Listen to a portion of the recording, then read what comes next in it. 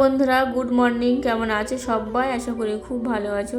তো সকালবেলা উঠে এখন ঘরটা ঝাড় দিয়ে নিয়েছি, আর এই যে রাতের বাসনপত্র কয়েকটা ছিল তো ধুয়ে নিলাম। এদিকে শাশুড়ি মার জন্য চা বসিয়েছি। মা তো অনেক সকালবেলা উঠেছে, তো ওই ঘরের সামনে জায়গাটা পরিষ্কার করেছিল, আজকে আবার মাটি কেটে ওখানে দানা ফেলে দিচ্ছে, পালং দানা আর মূলো দানা। মা বলে বৃষ্টি হলে তাহলে মানে দানাগুলো বেরিয়ে যাবে, না হলে আমাকে বললে জল দিতে আর কি। মা আবার আজকে বাড়ি চলে যাবে, ওই জন্য তাড়াতাড়ি করে দানাগুলো ফেলে দিয়েছে। আর এদিকে এই যে মাছ ছিল কয়েক পিস, তো কালকের, তো সেটা এখন ভাজতে দিয়েছি। আলু কচি দিয়ে তরকারি করব। পেঁপে তো তরকারি করলে কেউ খেতে চায় না, ওই জন্য সিদ্ধ করতে দিলাম ভাতের মধ্যে।